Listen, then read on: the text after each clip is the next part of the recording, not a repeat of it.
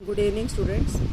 आज हम एक नया चैप्टर स्टार्ट कर रहे हैं जो 4th यूनिट का आई थिंक एक ही चैप्टर रह गया है ना। और चैप्टर का नाम है management of change and I think एक यूनिट में एक ही चैप्टर है, तो उसको ध्यान से करना और पूरा चैप्टर करना, क्योंकि डेफिनेटली 2 क्वेश्चन आपको इसमें से मिलेंगे और बहुत लंबा चैप्टर नहीं है। अब देखिए, नाम से पता चल रहा है मैनेजमेंट ऑफ चेंज। अब ये चेंज क्या है जो हम देखते हैं कि जब हमारी पूर्व स्थिति में पहले की जो कंडीशन है उसमें किसी भी प्रकार की भिन्नता आती है तो इसे हम क्या कहते हैं, चेंज, है ना। और अगर हम वैसे भी देखें तो हमारी सोशल लाइफ में या बिजनेस लाइफ में या फैमिली लाइफ में भी चेंजेस आते रहते हैं, नेचुरल थिंग है ना। कि जब भी हम कोई काम करते हैं या जो हमारी लाइफ में भी डिफरेंट टाइप के चेंजेस आते हैं जो हमें एक्सेप्ट करने पड़ते हैं। जैसे आपकी बुक में एग्जांपल दिया कि जैसे काम पहले जो साधारण मशीनों से किया जाता था वही काम अब इलेक्ट्रॉनिक मशीनों से किया जाता है ना। तो इस तरह से इस तरह का जो चेंज कहलाता है, जो भिन्नता आई, इसको हम क्या कह रहे हैं, चेंज कह रहे हैं। और इस चेंज का विरोध भी सभी करते हैं, मतलब जो एम्प्लॉयज़ हैं वो इसका विरोध करते हैं क्योंकि वो पहले वाली जो सिचुएशन है उसके हैबिचुअल हो जाते हैं। तो ऑब्वियसली जो परिवर्तन है उसका विरोध भी होता है।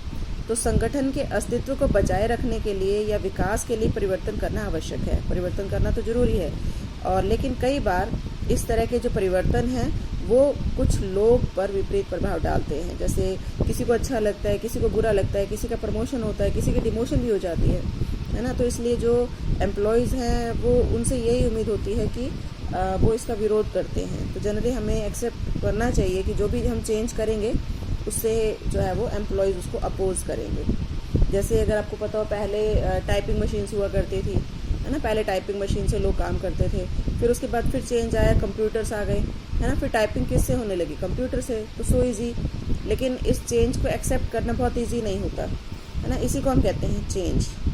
अब देखिए क्या मीनिंग है मैनेजमेंट ऑफ चेंज का, कि जब संगठन में कोई भी परिवर्तन किया जाता है तो उसका कोई कारण अवश्य होता है, किसी वजह से वो चेंज होता है। परिवर्तन के जो कारण हैं वो आंतरिक भी हो सकते हैं और बाह्य भी हो सकते हैं, दोनों तरह के हो सकते हैं। अब देखो, सिंपल हम ब्रीफ में हम कह सकते हैं कि कारण कुछ भी हो, परिवर्तन तो करना पड़ता है, ये प्रकृति का नियम है।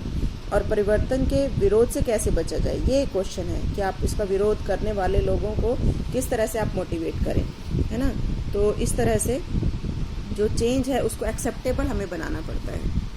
तो ये जो भी चेंज किया जाता है, इस चेंज को हमें एक्सेप्ट करवाना पड़ता है। अब देखिए, ये कुछ डेफिनेशन दी हुई है चेंज की, कि the process through which a propose change is affected is treated as the management of change. तो आई थिंक मीनिंग क्लियर हो गया होगा कि चेंज क्या है, कि कोई भी किसी भी तरह की कुछ भिन्नता आ जाती है, चाहे वो बिजनेस में आए, चाहे वो सोशल लाइफ में आए, चाहे फैमिली लाइफ में आए, उसको हम चेंज कहते हैं। लेकिन जो चेंज है उसको एक्सेप्ट करवाना एक बहुत बड़ा एक क्वेश्चन है। अब देखिए इसकी विशेषताएं। सबसे पहला, परिवर्तन प्रकृति का नियम है, कि सब कुछ परिवर्तनशील है ना। और मनुष्य को इसके लिए तैयार रहना चाहिए। जैसे बता रहे, मनुष्य को परिवर्तित परिस्थितियों और वातावरण के अनुसार अपने आप को ढालना आना चाहिए, अपने आप को समायोजित करना आना चाहिए। तो जिस प्रकार एक मनुष्य परिवर्तन का सामना करता है, उसी प्रकार एक व्यावसायिक इकाई को भी परिवर्तन का सामना करना पड़ता है। तो जो भी इसके आंतरिक या बाह्य जो शक्तियां हैं उसको परिवर्तन के लिए मजबूर करती हैं कि उनको करना पड़ता है परिवर्तन। सेकेंड, परिवर्तन का मनुष्य द्वारा विरोध भी होना मतलब स्वाभाविक है, कि जैसे चेंज होता है ऐसे मोस्टली लोग मतलब उसका विरोध भी करते हैं। अब विरोध में कंपनी के कर्मचारी हो सकते हैं, कंपनी के कर्मचारियों के जो कार्यस्थल हैं, पद हैं, बॉस है ना, कार्यविधि है, मित्रों का समूह है, ये सब इसके अंदर चेंज आता है। और इस चेंज को वो एक्सेप्ट करने को तैयार नहीं होते, क्योंकि वो पुराने वातावरण में रहने के हैबिचुअल हो जाते हैं, है ना। तो इसका विरोध होता है, और विरोध हर स्तर के लोगों द्वारा किया जाता है।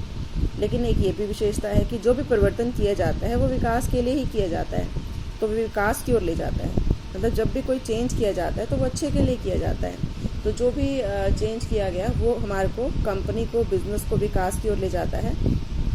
और फिर लोग विरोध करना छोड़ देते हैं, जब उनको दिखता है कि इससे पॉजिटिव रिजल्ट ही मिल रहे हैं तो विरोध करना भी छोड़ देते हैं। तो ये ज़रूरी है कि उनको ये बताया जाए कि जो भी परिवर्तन किया जाए उसके क्या लाभ होंगे, वो उनको बताया जाए। लेकिन इट्स नॉट नेसेसरी कि सारे परिवर्तन से सभी को ही लाभ हो, किसी को नुकसान भी हो सकता है, किसी को लाभ भी हो सकता है ना। जैसे किसी की प्रमोशन हो गई, किसी की सैलरी बढ़ गई तो किसी की कम भी हो गई। नेक्स्ट है, परिवर्तन एक लगातार चलने वाली प्रक्रिया है। मतलब ऐसा नहीं है कि आज चेंज हो गया और हम ये कहें कि आगे कभी चेंज नहीं होगा, यही रहेगा फॉर एवर। तो फॉर एवर कुछ नहीं होता, परिवर्तन जो है वो लगातार होता रहता है। और थोड़े टाइम के बाद जो आज आपको नया लग रहा है वो पुराना लगने लग जाता है। उसके बाद देखो, परिवर्तन से अनिश्चितता का तत्व होता है परिवर्तन में। मतलब जो भी चेंज आता है वो सक्सेसफुल होगा या नहीं होगा, वो कैसा रहता है, अनसर्टेन, बिकॉज भविष्य अनसर्टेन है। हम सोच के चलते हैं कि जो भी परिवर्तन होगा उस परिवर्तन से अच्छा ही होगा, लेकिन कई बार वो अच्छा नहीं भी होता। परिवर्तन के लिए परिवर्तन एजेंट की भी ज़रूरत होती है कि वो चेंज किया जाए, तो वो कैसे किया जाए।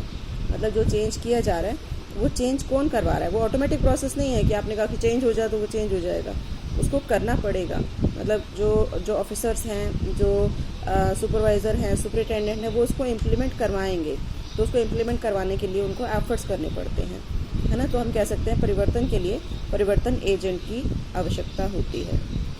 तो देखिए, ये थे कुछ इसके फीचर्स। इसके बाद देखो,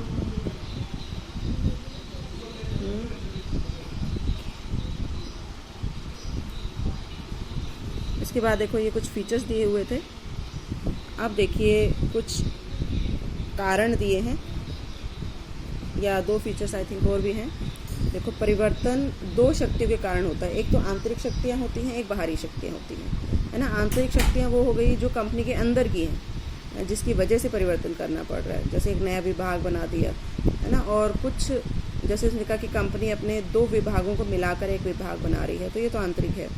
और कुछ बाह्य होता है कि आपने कॉम्पिटिटर्स को देखकर और फिर चेंज किया, कॉम्पिटिटर की प्राइस पॉलिसी देखी, उसको देखकर चेंज किया, तो ये क्या कहलाता है, बाह्य। और ये जो चेंजेस हैं वो 2 तरह के होते हैं। एक तो कारण कुछ भी हो सकता है। परिवर्तन 2 स्वरूपों में किया जा सकता है कि एक तो कार्य संबंधी, जो काम से संबंधित हो, एक संगठन संबंधी कि काम से संबंधित भी है और ऑर्गेनाइजेशन से संबंधित भी है। जैसे इसने बताया, मॉडर्न मशीनों की स्थापना की जा रही है, कार्य संबंधी परिवर्तन है ये, है ना। और अगर विभागों की जो संख्या है उसको कम या ज़्यादा करना है, तो ये संगठन संबंधी है। तो इस तरह के चेंजेस हो सकते हैं। तो ये थे कुछ